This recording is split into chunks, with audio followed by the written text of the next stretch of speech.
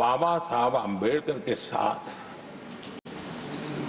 कांग्रेस को कितनी नफरत रही थी, उनके प्रति कितना गुस्सा था और किसी भी हालत में बाबा साहब की हर बात के प्रति कांग्रेस चिढ़ जाती थी। कभी भी बाबा साहब को भारत रत्न के योग्य नहीं समझा गया। इस देश के लोगों ने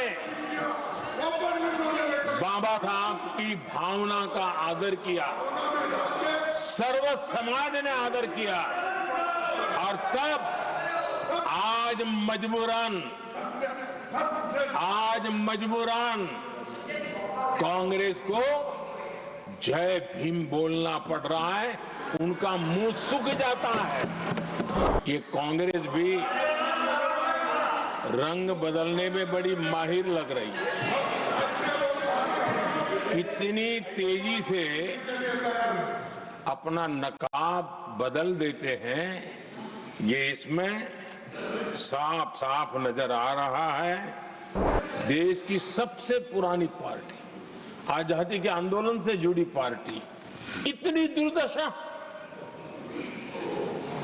ये औरों की लकीर छोटी करने में अपनी शक्ति खपा रहे हैं ना।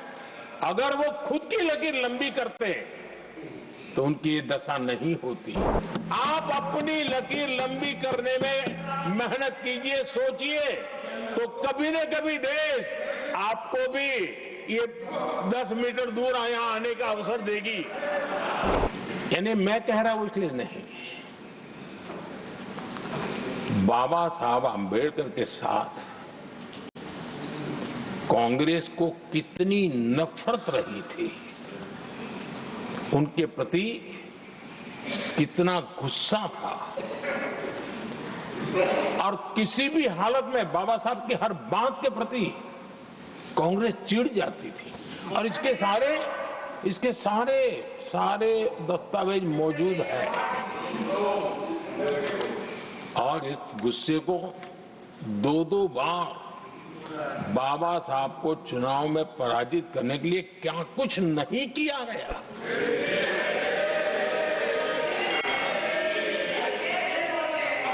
कभी भी बाबा साहब को भारत रत्न के योग्य नहीं समझा गया। आदरणीय सभापति जी, कभी भी बाबा साहब को भारत रत्न योग्य नहीं समझा गया। इतना ही नहीं, आदरणीय सभापति जी, इस देश के लोगों ने बाबा साहब की भावना का आदर किया, सर्व समाज ने आदर किया और तब आज मजबूरन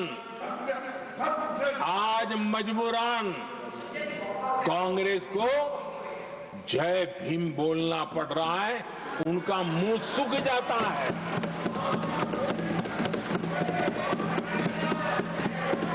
और आदरणीय सभापति जी, ये कांग्रेस भी रंग बदलने में बड़ी माहिर लग रही है। कितनी तेजी से अपना नकाब बदल देते हैं, ये इसमें साफ साफ नजर आ रहा है। आदरणीय सभापति जी, आप कांग्रेस का अध्ययन करेंगे तो कांग्रेस की राजनीति, जैसे हमारा मूल मंत्र रहा सबका साथ सबका विकास, वैसा उनका हमेशा रहा कि दूसरे की लकीर छोटी करना।